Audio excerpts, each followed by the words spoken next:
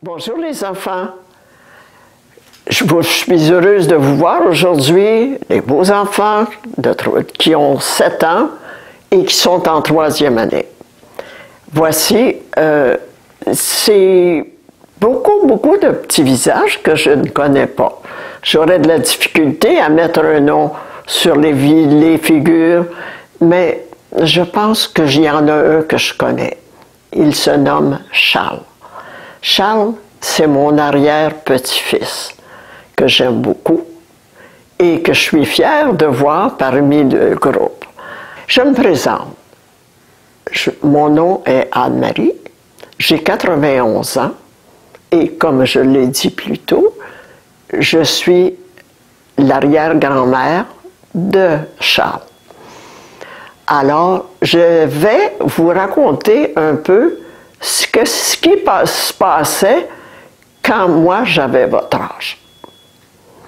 La classe où vous êtes présentement, c'est aussi grand que l'école que j'avais quand j'avais votre âge. Notre école, il y avait 9 classes, excusez, pas 9, 7 classes au maximum. Alors, dans ces classes-là, il y avait première année, 2e année, jusqu'à la 7e année. À 7e année, les jeunes n'allaient plus dans une école comme là où j'allais. Moi, c'était une petite maison qui avait été convertie en école. Alors, il y avait, l'hiver, il faisait froid, il fallait chauffer dans un poêle à bois, et tout ce qui se comportait durant l'hiver. Pour me rendre à l'école, je devais marcher. Tous les matins, ça avec mon lunch, parce qu'il n'était pas question de retourner manger chez moi. Alors, on travaillait, il y avait des récréations, et puis tiens, durant les récréations, qu'est-ce qu'on faisait? On s'amusait à jouer à la balle, on s'amusait à jouer, on faisait des courses. Il y avait beaucoup de jeux de notre âge, on appelait ça le jeu de Peggy. Peggy, c'était 2 morceaux de bois, un plus long, l'autre plus court, et qu'on faisait un petit trou dans la terre, et on mettait le petit bâton au-dessus, et avec l'autre, on frappait. Alors, à la balle, au ballon, à toutes sortes de jeux, la récréation n'était pas tellement longue, alors il fallait rentrer à l'école. Et puis continuer nos devoirs, nos leçons. Mais pour tous ces élèves-là, on devait être au moins 23, 24, 25, parce qu'il y avait dans tous ces élèves-là de première année à la 7e année. Et pour conduire et diriger tous ces enfants-là, il n'y avait qu'un professeur. Il y avait un professeur qui enseignait le français, les mathématiques, l'histoire sainte dans le temps, l'histoire du Canada, la géographie. Et tout ça était dicté par le même professeur. Est-ce qu'il était sévère? Oui, il était sévère. Parce qu'avec tout l'ouvrage que ça lui incombait, il fallait que tous les moments soient comptés pour réussir à réaliser tout ce qu'il avait à leur montrer. Alors, j'avais parlé, je pense que je ne vous ai pas parlé qu'on n'avait pas d'autobus. Non, on n'avait que la marche. Et quand il faisait mauvais, mon père venait me reconduire à l'école avec un cheval et une voiture. Peut-être que ceux qui me regardent là disent « Ah, les chanceux », mais durant ce temps-là, nous, on trouvait peut-être pas ça aussi chanceux. On aurait peut-être aimé être à votre place avec une voiture, un auto, quel que soit le moyen de te transporter.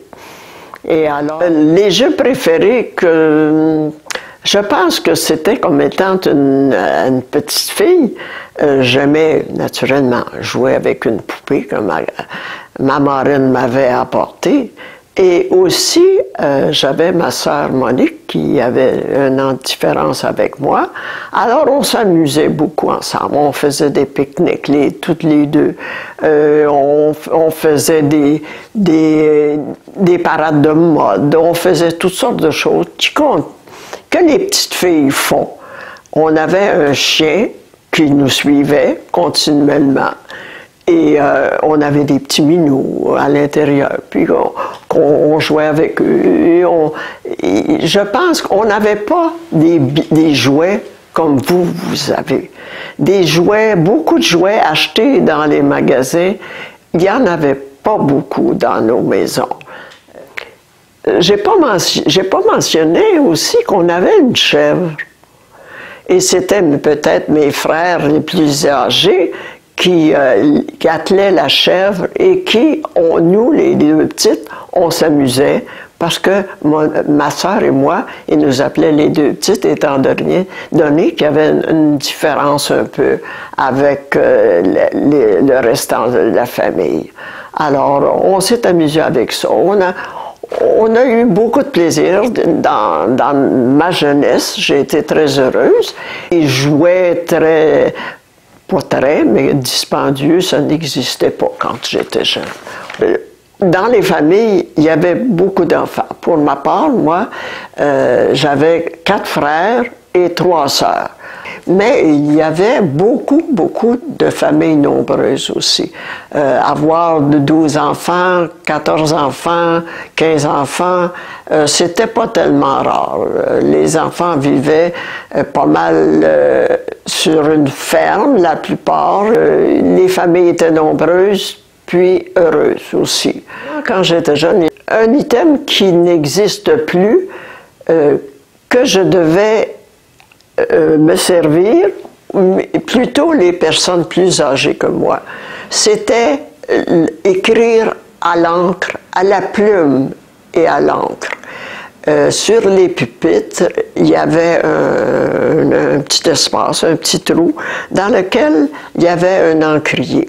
Et dans cet encrier-là, il y avait de l'encre, naturellement, et on avait une plume, et on changeait... on avait la tige à laquelle on ajoutait une plume, soit pour écrire plus fin, pour écrire plus gros. Et quand on avait fini, on essuyait notre plume pour pouvoir s'en servir une autre fois. Je pense qu'on ne voit plus ça beaucoup. C'est vraiment quelque chose qui était pas rare parce que les gens s'en servaient, mais qui n'existe plus, je crois. Si on écoute et on regarde ce qui se passe aujourd'hui, je pense qu'il n'y a pas beaucoup de similitudes avec les années d'autrefois, les années d'aujourd'hui. Autrefois, tout était peut-être plus calculé parce que les gens étaient moins argentés. La différence, c'est le confort qui existe dans les familles, qu'elles soient avantagées ou pas. Il y a quelque chose qui n'a pas changé. C'est que pour réussir, il faut travailler. Pour être aimé, il faut aimer. Et pour recevoir, il faut donner. Au revoir les enfants, je dois vous quitter. On aura peut-être l'occasion de se revoir, je l'espère.